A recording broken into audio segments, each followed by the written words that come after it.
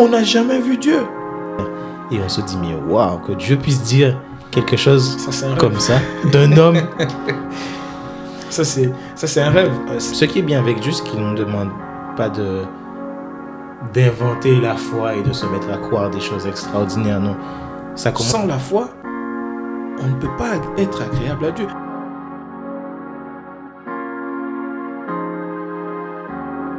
Je suis ravi d'être assis avec toi ce soir pour discuter autour de la parole de Dieu.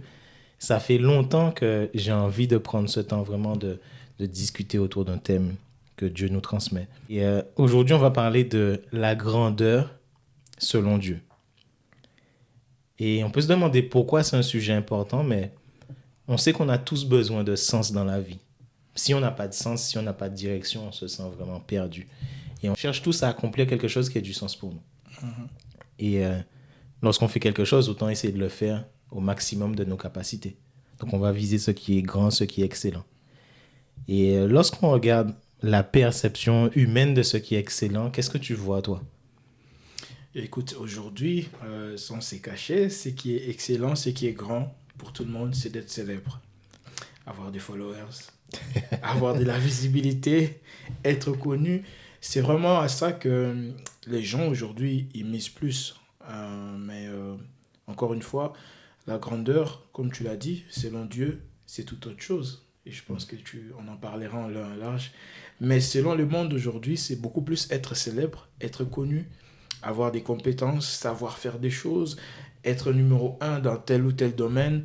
On se dit on est grand, on a tout ce qu'on veut. Et surtout, avoir de l'argent. Beaucoup d'argent. L'argent. L'argent fait tourner le monde et c'est vrai que c'est une occupation importante pour tout le monde. Et plus les gens ont de l'argent, plus on va les considérer comme étant grands et importants. Et ce que les gens recherchent aujourd'hui, c'est clairement c'est quelques aspects de la grandeur selon l'être humain que tu as évoqué.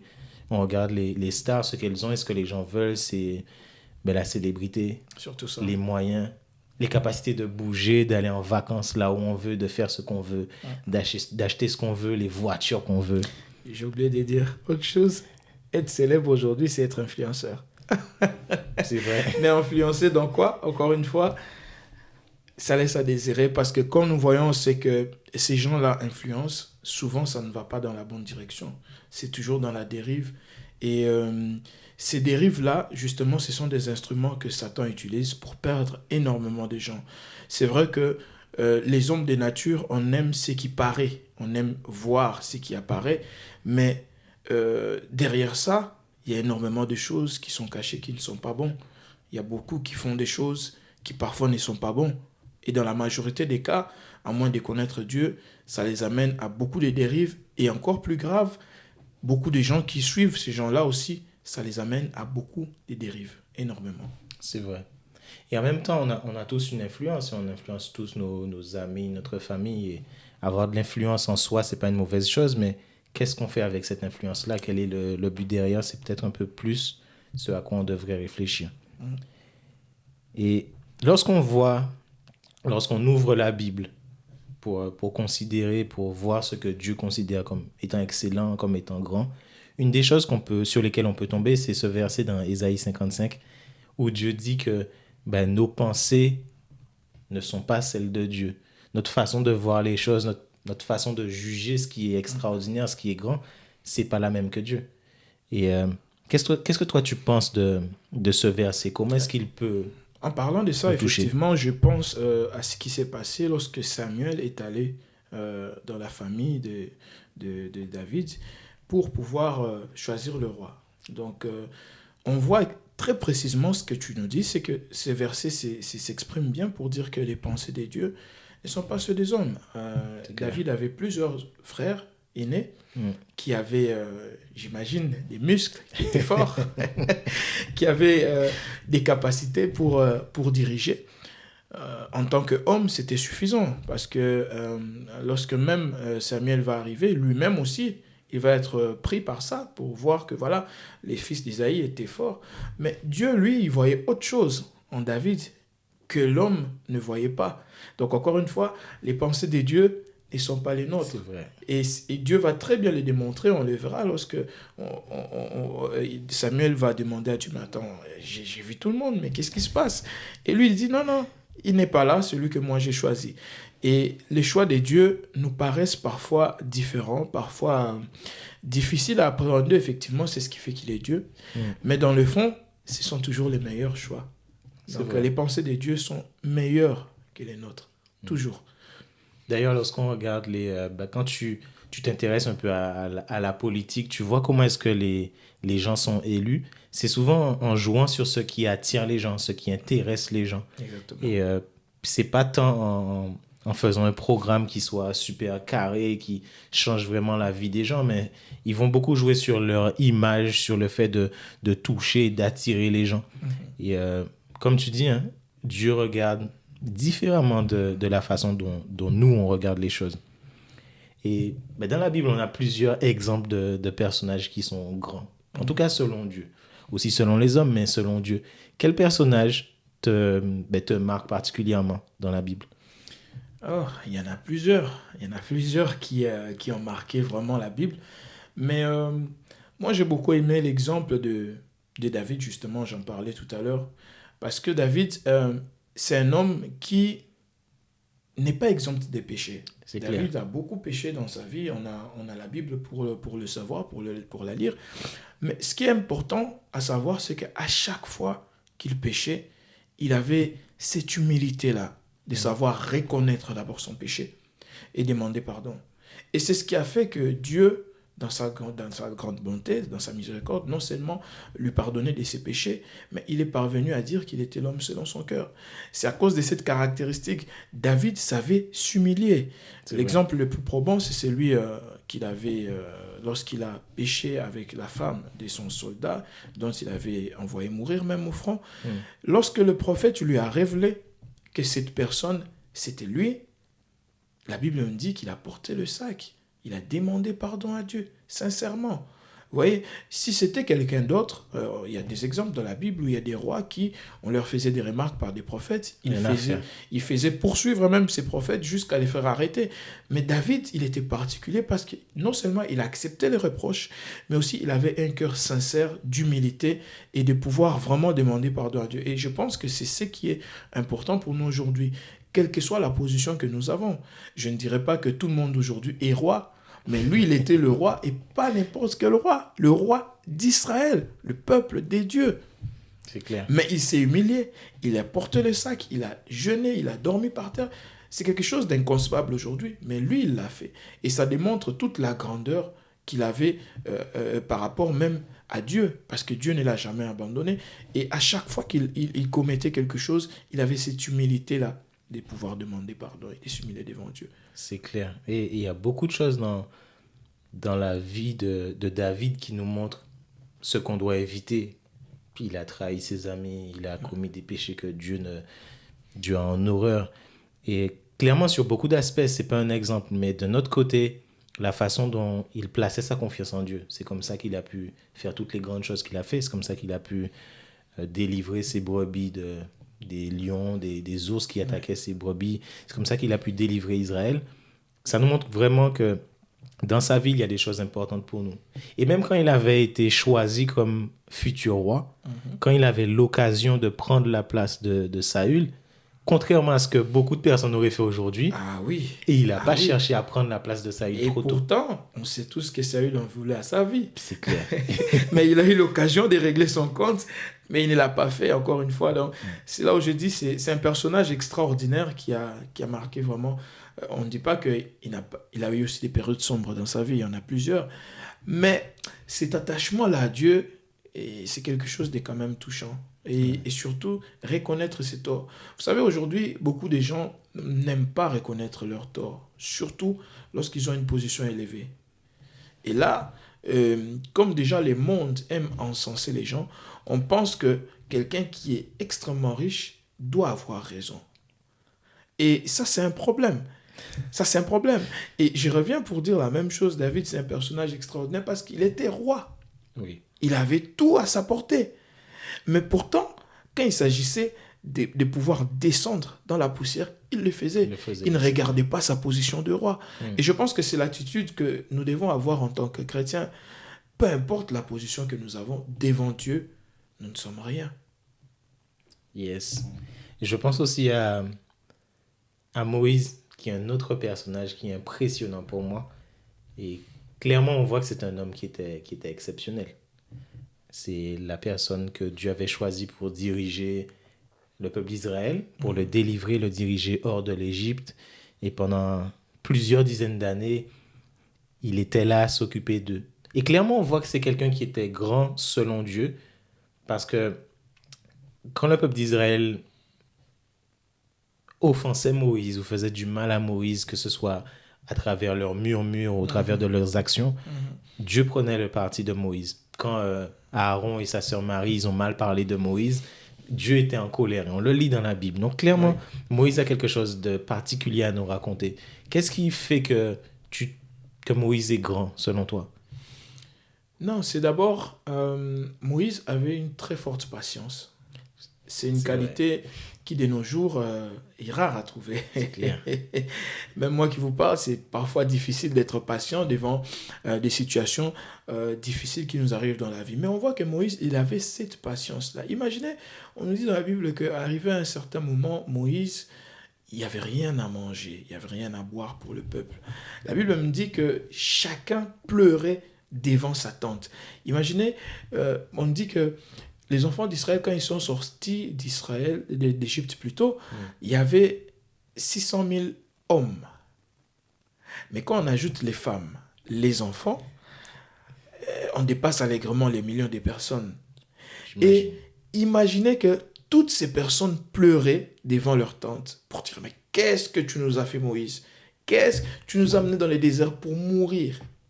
À un moment donné, même, ce qui m'a beaucoup touché dans sa vie, c'est que non seulement il ne se plaignait pas de tout ça, il a porté Israël en son sein comme son enfant, mais Dieu lui dit, écoute, le péché qu'Israël a fait, c'est énorme. Je vais détruire ce peuple, et de toi, je ferai sortir un nouveau peuple, qui sera mon peuple.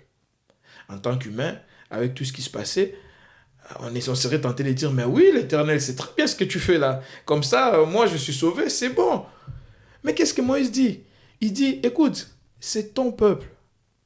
Si tu fais ça, les nations vont se moquer de toi. Non seulement ça. Et puis plus loin, il va dire à l'Éternel, mais si c'est le cas, ben, efface mon nom de ton livre alors. Il est impressionnant, Moïse. C'est impressionnant. C'est un altruisme mais incroyable. Il ne regarde pas son propre intérêt, mais il regarde l'intérêt des autres. Oui. Et c'est ça la grandeur aussi. C'est regarder l'intérêt des autres avant le nôtre. Et on voit le même exemple avec Jésus aussi. Oui. Jésus ne regardait pas son propre intérêt, ses propres intérêts. Lorsqu'il a vécu sur cette terre, tout ce qu'il faisait, c'était pour les autres. Et ça, c'est impressionnant. Il va même jusqu'à donner sa vie. Voilà pourquoi il dit, il n'y a pas de plus grand sacrifice que de donner sa vie pour ses amis. Donc clairement, c'est impressionnant. Et Moïse ressemble beaucoup à Jésus dans sa façon de se soucier des autres, de chercher à sauver les autres, à les délivrer. Et il ressemble aussi à Dieu, à Jésus, dans un autre aspect. C'est dans ce besoin d'être proche de Dieu. Et Jésus, quand il était sur terre, il passait beaucoup de temps à prier, beaucoup de temps en connexion avec son Père. Et Moïse, clairement, il avait cette profonde admiration, ce profond respect envers Dieu. Et il voulait être avec Dieu. D'ailleurs, on a cette histoire où il demande à Dieu, fais-moi voir ta gloire. Incroyable. Il veut connaître plus de Dieu. Incroyable. Et je pense que c'est une des choses qui fait qu'il est aussi exceptionnel. Il voulait vraiment être proche de Dieu. Et la Bible nous le décrit comme étant un des amis de Dieu. Ouais. Et on sait que les amis se ressemblent. Et je crois que la source de la grandeur de Moïse, c'est Dieu. Parce qu'il était ami de Dieu et les caractéristiques de Dieu étaient en lui. Étaient en Moïse, tout simplement. Il se retrouvait en Moïse. Mais surtout, c'est cette abnégation de Moïse. On voit deux caractères totalement différents lorsqu'il était en Égypte et lorsqu'il est parti dans le désert. En Égypte, c'était le prince d'Égypte. Il avait tout ce qu'il voulait. Il est allé jusqu'à tuer quelqu'un. Mais on voit que lorsqu'il s'est retiré dans le désert, après ces moments-là, Moïse a cultivé quelque chose d'exceptionnel. Et moi, je pense que nous aussi, ça doit nous enseigner qu'à un moment donné, on doit se remettre en question, essayer de voir qu'est-ce qui ne marche pas avec nos vies. Et vraiment, comme tu l'as dit, c'est connecter à l'Éternel pour qu'il puisse détruire en nous tout ce qui n'est pas bon. Parce que de nous-mêmes, on ne sait pas nous voir, en fait. On peut croire qu'on fait les choses bien, mais pourtant, peut-être on est orgueilleux. Les mondes qui nous observent voient qu'on a un caractère qui ne cadre pas. Mais lorsqu'on se connecte à Dieu, comme Moïse l'a fait, comme tu viens de l'expliquer si très bien, ça a permis à ce que tout ce qui était mauvais en lui puisse être détruit. Et sa connexion avec Dieu est devenue encore plus forte. Et c'est ce qui a fait que même il a pu supporter certaines choses venant du peuple d'Israël. Et je pense peut-être que sans ça, ça n'aurait pas été possible. Mais est-ce que nous prenons aussi le temps de nous connecter à Dieu? C'est clair. Et pour enchaîner sur un autre personnage qui est patient, un peu comme Moïse, il fait vraiment preuve d'une patience qui est exceptionnelle, c'est Job. D'ailleurs, pour montrer à quel point c'est un personnage qui est grand aux yeux de Dieu, Dieu, il dit dans un des versets de l'histoire de Job, « As-tu vu mon serviteur Job? Il n'y a personne comme Job sur toute la surface de la terre. » Et on se dit, mais waouh, que Dieu puisse dire quelque chose comme ça d'un homme. Ça, c'est un rêve. C'est vraiment un rêve pour chacun d'entre nous. Le jour où Dieu dira ça de nous, c'est la totale. Mais encore une fois, comme on le dit, toutes ces personnes, ils ont eu le temps de cultiver leur connexion avec Dieu. Oui. Et la Bible me dit que Job, il offrait des offrandes matin et soir, pas seulement pour lui, mais pour chacun de ses enfants. Oui. C'est pour voir à quel point il était attaché à Dieu. Et suite à cela, ces offrandes, c'était d'une agréable odeur auprès de Dieu qui les comblait des bénédictions. D'où la jalousie même de Satan. Donc, c'est pour dire que lorsque nous nous connectons à Dieu, j'ai beaucoup aimé ce terme que tu as employé, être connecté à Dieu. Jésus il dit, je suis les cèpes et vous êtes les sarments. Sans moi, vous n'avez pas la vie.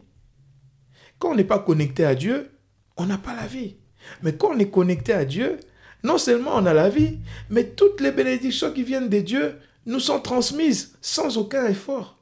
Et ça, c'est quelque chose d'incroyable, que parfois nous les chrétiens, on ne se rend pas compte. On est beaucoup plus connectés dans ce monde, par la vie, par le fait de chercher de l'argent, par le fait de pouvoir justement paraître grand aux yeux du monde, mais on oublie la vraie source de la grandeur qui est la connexion avec Dieu. Et ça, on doit y remédier. Ah oui, clairement. Et tant qu'on y est, on peut peut-être discuter de ce qui fait la grandeur. On en a un peu parlé en évoquant ces 4 personnages. Mais maintenant, il y a des caractéristiques que ces personnes avaient et qui montrent qu'ils étaient grands. On a par exemple l'humilité. L'humilité, on l'a évoqué pour plusieurs de ces personnages. Ouais.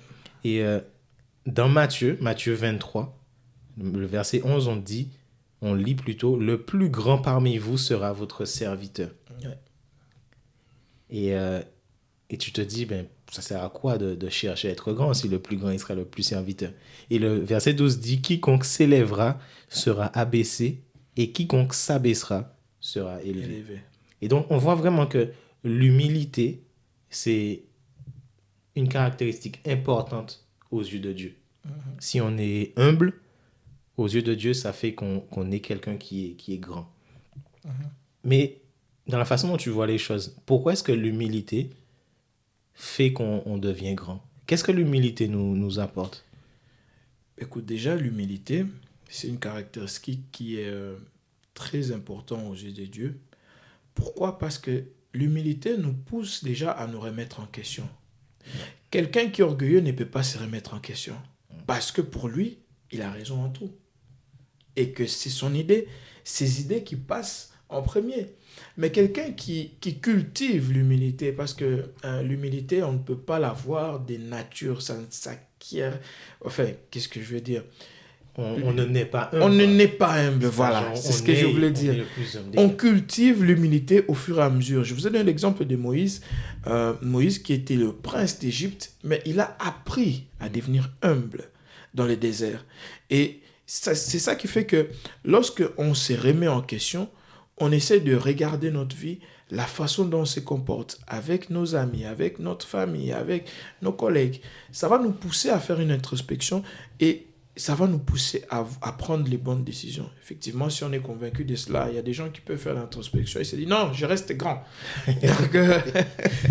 Mais lorsque vraiment on veut cette connexion avec le Seigneur, on va suivre ce qu'il lui a fait. Il n'y a qu'à revenir sur l'exemple de Jésus. Qu'est-ce que Jésus n'a pas fait pour ses disciples? Il est allé jusqu'à à prier pour eux afin que le diable ne puisse pas les mettre en déroute. Il pouvait les laisser à leur propre sort, mais il ne l'a pas fait. Mais Jésus, il a fait énormément de choses dans la Bible. Il a lavé les pieds de ses apôtres. C'est clair. Qui peut faire ça? Qui est ce roi-là aujourd'hui qui va laver les pieds de son serviteur? Mais il l'a fait. Et on voit que c'est très frappant. C'est là où je reviens au verset d'Ésaïe 55. Nos pensées sont différentes de celles de Dieu. Ce que nous voyons comme grand aujourd'hui, devant Dieu, c'est de la poussière. Mais ce que Dieu considère comme grand, ça reste grand. Parce que ses pensées ne sont pas nos pensées, encore une fois. Oui. Tu as pris l'exemple de Jésus et il y a cette pensée qui m'est venue, c'est que Jésus disait, ma nourriture est de faire la volonté de mon Père. Et tu te dis que Jésus, c'est Dieu. C'est aussi Dieu. Et il sait ce qui est bon, ce qui est grand, ce qui est excellent. Il n'a pas péché, il était parfait. Oui. Mais sa nourriture, ce qui lui donnait de la force, c'était de faire la volonté de son Père. Même pas sa propre volonté. C'est une preuve d'humilité incroyable. Tu imagines de vivre en cherchant à faire la volonté de quelqu'un, c'est vraiment une preuve d'humilité, surtout quand toi-même tu es excellent, surtout quand toi-même tu es grand. Incroyable. Donc, l'humilité, elle est importante. Ouais. Et mais on fait la connexion avec l'obéissance. L'obéissance, bien sûr, dans les bonnes choses. Dans les bonnes choses, l'obéissance à ce que Dieu nous demande de faire. Et justement, c'est en étant humble qu'on va chercher à s'y connecter à Dieu. Parce qu'on se dépouille du moi et on se dit, Seigneur, prends la place. C'est déjà un signe d'humilité extrême. Lorsque on ne veut pas que Dieu prenne la place, on est orgueilleux et on n'est pas humble. Mais quand on veut que Dieu prenne la place, on s'humilie, on lui laisse faire au travers de sa parole et de son esprit pour que nous puissions être transformés en ce que lui veut, pas nous. C'est même la prière de notre Père. Que ta volonté soit faite. Notre Père qui est aux cieux, est-ce que nous cultivons cela? Souvent non. Quand on veut prendre, ça s'applique dans tous les domaines de la vie. Même quand on veut prendre des décisions sur certains points, on décide d'abord nous de ce qui va être fait. Mais est-ce que nous nous humilions au point de laisser Dieu faire sa volonté dans nos vies? Ça, c'est encore un autre point. Donc, l'humilité, c'est tellement vaste qu'une fois qu'on a compris ça, ça ouvre les portes à l'obéissance, ça ouvre les portes à la foi, ça ouvre les portes à tout. Rien qu'en étant... La Bible me dit, Jésus s'est humilié jusqu'à la mort Incroyable. De la croix. Incroyable.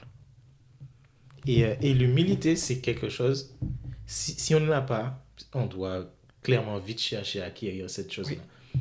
Quand tu regardes tous les domaines de la vie, si tu es un sportif, il faut que tu sois assez humble pour regarder quelles erreurs tu fais pour les changer. Si tu es un homme d'affaires, qu'est-ce que tu fais mal pour que ça puisse changer? Si tu es un parent, se remettre en question, être humble, chercher à mieux faire, c'est tellement important. Ça t'aide dans tous les sphères domaines de ta vie. Oui. Et on revient à une autre chose qui nous permet d'être grands aux yeux de Dieu, c'est l'esprit de sacrifice. Et tu as cité un peu plus tôt ce verset de Jean 15, 13.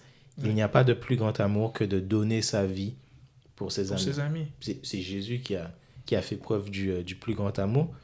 Mais l'esprit de sacrifice, il est important si on veut être grand aux yeux de Dieu. Tu en as parlé avec Moïse, qui, pour lui, c'était important de faire la volonté de Dieu et il voulait aussi sauver les enfants d'Israël qui étaient avec lui. Il était prêt à renoncer à tout ce qu'il avait pour que eux aussi soient sauvés. Dans les livres des vies, c'est extraordinaire. L'esprit de sacrifice. Qui, de nos jours, pourrait dire à l'Éternel, efface mon nom de ton livre à cause de Josué? Moi, j'ai fait toute ma vie, j'arrive à la fin, je suis sauvé et je dis à l'Éternel, efface mon nom à cause... Mais attends, mais lui n'a pas regardé à ça. Et en plus, la Bible me dit, Dieu lui-même, il dira, il n'y a personne sur la face de la terre à qui je parle face à face comme à un ami. Donc, quand Moïse disait ça, ce n'était pas dans une prière où il était à genoux, les yeux fermés, mais il parlait à l'Éternel en face. Quel esprit de sacrifice! L'Éternel était capable de dire, ok, je t'enlève de mon livre et je sauve les autres. C'est juste pour montrer jusqu'à quel point il avait cet esprit des sacrifices. Et c'est ce que tu disais tout à l'heure, c'est vraiment similaire avec la vie de Jésus, parce que Jésus n'a pas regardé sa propre vie. Il l'a donné pour nous, pour que nous soyons sauvés. Pourtant, c'est nous qui avons péché. Quel esprit des sacrifices! Mais aujourd'hui, avec le monde d'aujourd'hui, c'est difficile. Ce sont des qualités, effectivement, que nous devons cultiver pour pouvoir bien mener notre vie de chrétien. Oui. Donc, clairement, si on essaie d'acquérir ces caractéristiques qui viennent de Dieu, on sera des personnes qui seront grandes aux yeux de Dieu. Tu imagines si on avait tous l'esprit de sacrifice? Est-ce que tu imagines les parents qu'on serait? Comment on s'occuperait de nos enfants? Les enfants qu'on aurait dans la société, si les enfants ils étaient prêts à sacrifier certaines choses pour aider leurs parents, à sacrifier un peu de temps de loisir pour aider ses parents à faire quelque chose. Quand on grandit, sacrifier un peu de temps pour appeler ses parents, prendre des nouvelles. Si on était prêt à sacrifier un peu de temps pour aider une personne qui a un problème. Hier, j'étais sur la route et il y a quelqu'un qui a eu un problème, qui a fait un accident avec sa voiture. Et il était bloqué dans la neige. Et il y a eu plusieurs personnes qui se sont arrêtées malgré le froid pour l'aider. Malheureusement, ça n'a pas abouti. Il était vraiment dans une situation compliquée. Mais c'est beau de voir l'esprit de sacrifice quand il est dans la société. Et si c'est Dieu qui met cet esprit-là dans notre cœur, qui nous montre vraiment comment est-ce qu'on peut manifester cet esprit de sacrifice, clairement, on peut être des lumières dans le monde. Et une autre chose importante en tout cas, une chose importante pour être grand aux yeux de Dieu, ça c'est sûr et certain, c'est la foi. Ah oui. C'est la foi. Qu'est-ce que... Comment formuler ça? Quelle importance tu donnes à la foi, toi? Ah, mais tu l'as dit. La foi, c'est tout. La foi, sans la foi, on ne peut pas être agréable aux yeux de Dieu. Ça, c'est clair et net. Et comment est-ce qu'on peut croire en quelque chose? Ben, c'est en écoutant la parole de Dieu qu'on obtient la foi, comme ça nous est dit dans Hébreux 11. Et il n'y a qu'à voir l'exemple d'Abraham. Et comme j'ai dit tout à l'heure, dans la Bible, il y a énormément d'exemples des personnes qui ont été grandes aux yeux de Dieu. La foi d'Abraham, c'est quelque chose d'exceptionnel. Déjà, pour commencer, Dieu lui dit, quitte ton pays, ta famille, pour aller quelque part où je t'indiquerai. Il ne sait même pas où il doit aller. Où je t'indiquerai au futur. Donc, au moment, à l'instant où on lui dit de quitter, il ne sait pas où il va. D'abord, il ne sait même pas si la personne qui lui parle, c'est vraiment le vrai Dieu ou bien il est en train d'halluciner. Peut-être, en tant qu'humain, on peut se dire, mais attends, ce sont des hallucinations. Mais lui, il prend sa foi, il place en ça. Il s'est dit, l'Éternel m'a parlé, je le fais. Il se lève d'un bon matin, il prend sa famille, il part là où Dieu va l'indiquer. Ça, c'est une première épreuve. Deuxième épreuve, on le voit plus loin avec le sacrifice de son fils. Et il lui dit, donne-moi ton fils, tu me l'offres en sacrifice. Alors, je ne sais pas si aujourd'hui, les parents seraient prêts à faire ces sacrifices-là. Je ne sais pas. Mais en tout cas, ça sera compliqué. C'est sûr. Mais lui, il l'a fait par la foi. Oui. Encore une fois, il pouvait se dire, non, ce sont des hallucinations. C'est pas possible. Dieu ne dirait pas ça. Voilà. Ou bien ça, c'est un faux Dieu, ça. Comment un Dieu peut ordonner de tuer mon fils? Mais il a mis toute sa foi dans ça. À l'époque de Jésus, Bartimée, il criait, fils de David, j'aimerais voir. Et Jésus lui dit, que veux-tu que je fasse pour toi? Il pouvait demander autre chose, mais il a dit, je veux voir. Il était convaincu que Jésus allait le guérir. C'est ça la foi, être convaincu de quelque chose qu'on n'a pas, mais on croit fermement qu'on l'aura parce qu'on l'a demandé à Dieu. Et Dieu, il nous exauce dans ces situations-là. Et c'est là où c'est quelque chose encore d'important devant Dieu. ce qui montre encore une fois la grandeur devant Dieu, parce que quand on n'a pas la foi, Dieu ne peut rien faire pour nous. Sans la foi, on ne peut pas être agréable à Dieu. D'abord, pour commencer, comment nous savons que Dieu existe? C'est par la foi. C'est aussi par la foi, c'est vrai. On n'a jamais vu Dieu. De nos jours, on a peut-être, je ne sais pas, mais on n'a jamais entendu personnellement la voix de Dieu. Mais pourtant, nous croyons que Dieu existe et nous marchons selon ses commandements. Donc, nous croyons en quelque chose où nous plaçons toute notre foi en des choses, je pourrais dire, pour être un peu extrême, qui n'existent pas parce qu'on ne l'a pas encore vu. Humainement, je dis bien. Parce que spirituellement, nous savons que ça existe. Par la foi, nous savons que ça existe.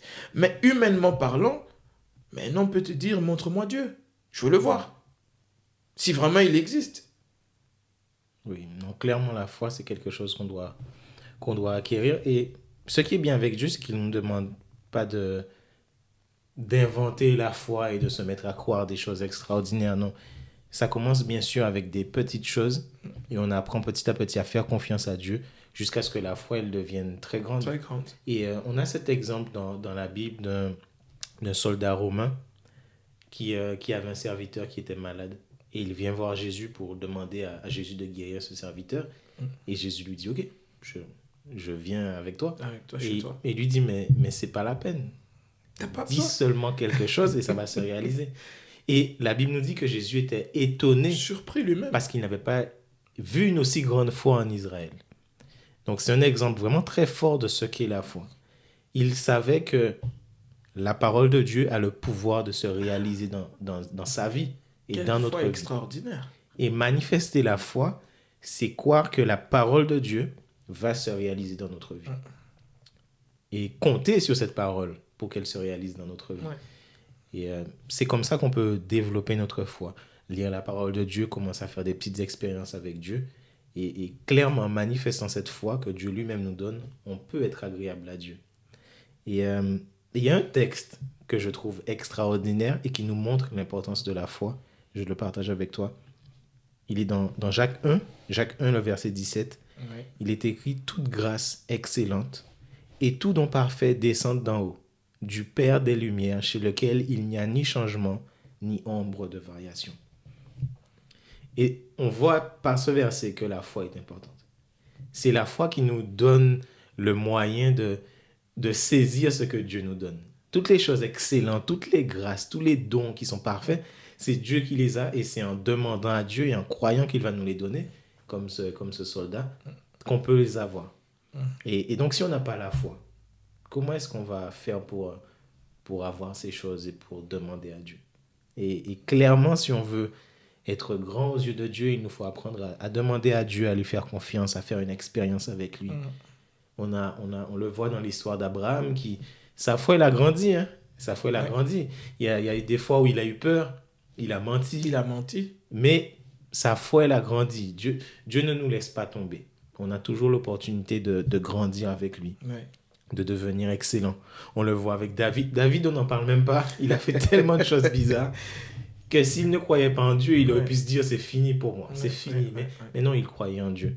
On le voit avec Moïse. Moïse, il a fui, mais il a pu revenir avec la foi que Dieu lui donnait, même s'il avait peur, il cherchait des excuses. Ouais. Petit à petit, sa foi en Dieu a grandi jusqu'à ce qu'il puisse guider tout le peuple et supplier Dieu pour que Dieu puisse sauver ce peuple-là. Donc, Ouais. La foi, en fait, c'est un parcours, c'est toute une vie, en fait, ce qui grandit avec le temps. Et Jésus il dira à ses disciples, si vous aviez la foi comme un grain de moutarde, vous pourriez dire à cette montagne, ôte-toi de là et va te jeter.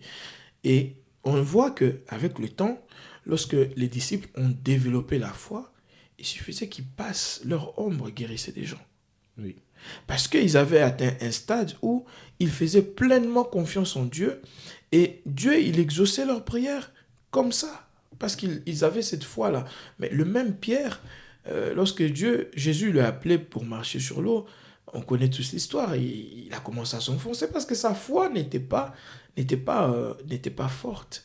Mais lorsque sa foi Et c'est vraiment, il a vraiment bâti sa foi sur le Christ lorsqu'il s'est remis en question de tout ce il avait fait et qu'il a vraiment mis sa foi en Christ. On a vu dans Actes des Apôtres tout ce que l'apôtre Pierre a pu accomplir avec la foi. Donc la foi, c'est un parcours, c'est toute une vie. On ne peut pas dire que oui, j'ai la foi pleinement aujourd'hui et puis non, c'est un parcours, c'est toute une vie qui, on peut avoir la foi, mais on doit le cultiver et que ça puisse grandir d'année en année jusqu'à ce qu'on atteigne l'idéal que Dieu veut pour nous. Que Dieu a fixé pour nous. On pourrait en discuter longtemps. On pourrait parler longtemps des choses extraordinaires que Dieu a dans sa Bible. Et clairement, on a des modèles qui sont excellents, qui sont grands, parfaits pour nous. On a l'exemple de Rahab. On a l'exemple de Rahab. Elle avait une vie déplorable, mais comment elle a placé sa confiance en Dieu? Sa foi en Dieu, c'est quelque chose d'extraordinaire. Ouais. Elle avait entendu parler, comme tout le monde, de la grandeur de Dieu. Ils savaient, hein, les habitants de Jéricho, ils savaient qui était le peuple d'Israël. Oui. Ils savaient. Mais elle, ce qui est exceptionnel, c'est qu'elle a cru. Oui. Elle a fait ce qui était décisif. Voilà. Et elle a obéi puisqu'elle devait rester dans sa maison pour ne pas périr, tout simplement. Ouais. On a plein d'exemples. On a l'exemple de la reine Esther, on a l'exemple de Ruth et de Naomi. La veuve de Sarepta. La veuve de Sarepta. Pour les hommes et les femmes, il y a des exemples extraordinaires dans la Bible et on pourrait en parler longtemps. Ouais. Mais toute bonne chose a une fin. Et la question qu'on peut se demander aujourd'hui, c'est comment est-ce qu'on peut chercher la grandeur dans notre vie aujourd'hui? On en a parlé tout au long de la vidéo, mais comment est-ce que tu résumerais ça, toi? Mais écoute, moi, il y a un mot dont je sors avec d'ici, c'est la connexion avec Dieu. C'est clair. C'est être connecté à Dieu, il nous transmet toute sa grandeur. Et je répète, Jésus a dit, je suis les cèpes et vous êtes les sarments. Sans être connecté au cep, on est mort. Tout simplement. Comment acquérir la grandeur selon Dieu si on n'est pas connecté à Dieu? C'est impossible. On doit être connecté à Dieu. Et quand je dis connecté, c'est pas seulement quand on va à l'église. C'est pas seulement quand on est devant les gens, mais dans ta vie privée. Quelle est ta connexion avec Dieu? Quand tu te retrouves au travail et qu'il y a des choses que tu peux faire qui sont peut-être pas honnêtes, est-ce que tu restes connecté à Dieu? On a un exemple, je ne veux pas que la vidéo soit trop longue, mais je donne quand même cet exemple qui est d'une importance capitale. C'est l'exemple de Joseph. Joseph, il va en Égypte. On connaît tous la situation de Joseph. Joseph, il va en tant qu'esclave. Oui. Il ne va pas en tant que touriste avec son appareil photo au cou pour faire des belles photos en Égypte. Non, il va en tant qu'esclave, c'est-à-dire on l'a vendu et il est sous les ordres des maîtres. Mais tellement que sa connexion était forte avec Dieu, quand bien même il a dû faire la prison pendant de nombreuses années, sa connexion avec Dieu est restée. Et on verra comment Dieu va l'élever. Et ça, c'est la vraie grandeur selon Dieu. Parce qu'il y a eu cette connexion ininterrompue avec Dieu. Et je pense que ça peut parler peut-être à quelqu'un dans cette vidéo. C'est que ne t'inquiète pas de peut-être des temps difficiles que tu passes dans ta vie. Dieu connaît toutes choses. Continue à être connecté avec lui. Joseph, il a été connecté avec Dieu tout au long de sa vie. Et on verra que même en prison, il a continué à être connecté. Il a interprété des rêves que Dieu lui révélait. En prison, s'il vous plaît. Il pouvais dire, mais j'en ai marre, je sers l'Éternel, qu'est-ce que je gagne? Mais non, il a continué à être connecté à Dieu. Et Dieu l'a élevé. On a vu la grandeur selon Dieu. Oui. Et encore une fois, le temps de Dieu n'était pas son temps. Là où lui, il imaginait que ça allait se faire vite, Dieu lui a dit, calme. Et quand le temps de Dieu est arrivé, Dieu l'a élevé. Et je pense que Dieu, il a un plan pour chacun d'entre nous. Peut-être qu'on ne le voit pas aujourd'hui parce qu'on est obnubilé par tous les problèmes que nous traversons. Mais continuons à être attachés, connectés à Dieu. Et au moment convenable que Dieu trouvera pour nous, il va nous les élever tout simplement. Yes, je vais rebondir sur ce que tu dis et on va finir là-dessus. La connexion, c'est vraiment la base. Si on n'est pas connecté à Dieu, on va tourner en rond. Ouais. Et on va arriver à rien du tout. Mais avec la connexion avec Dieu, on peut acquérir toutes les autres choses. L'humilité, l'esprit de sacrifice et toutes les autres caractéristiques d'une grande personne selon Dieu dont on n'a pas parlé aujourd'hui. Et je veux conclure avec ça. Et je te propose de prier. Prier pour nous, pour que Dieu nous donne d'être grands selon lui et qu'il puisse aussi toucher les personnes qui vont nous entendre et qu'elles puissent elles aussi plaire à Dieu, lui être agréable et être grandes selon Dieu toujours. Bien sûr, nous allons prier. Seigneur, merci pour cette grâce que tu nous permets de pouvoir parler de ta parole. Merci pour toutes les personnes qui vont suivre cette vidéo. Je te demande, Seigneur, de toucher le cœur de tout un chacun. Là où nous avons eu des difficultés à te suivre, à avoir cette connexion avec toi, que toi seul tu puisses remettre cette connexion. Car ta parole dit que c'est toi qui produis en nous le vouloir et les faire. Merci Père, car tu nous aimes d'un amour infini et que tu nous montres chaque fois la voie que nous devons suivre. Pardonne nos péchés, pardonne nos fautes, là où nous nous sommes mal comportés et aide-nous à être ces personnes que toi tu veux, selon tes pensées, selon ta vision, selon ton plan pour chacun d'entre nous. Je sais Seigneur que ta parole dit que tu as des projets de bonheur pour chacun d'entre nous et que ces projets puissent s'accomplir dans la vie de tout un chacun qui suivra cette vidéo et que ton nom soit exalté aujourd'hui et à jamais. C'est notre prière au nom de Jésus-Christ. Amen.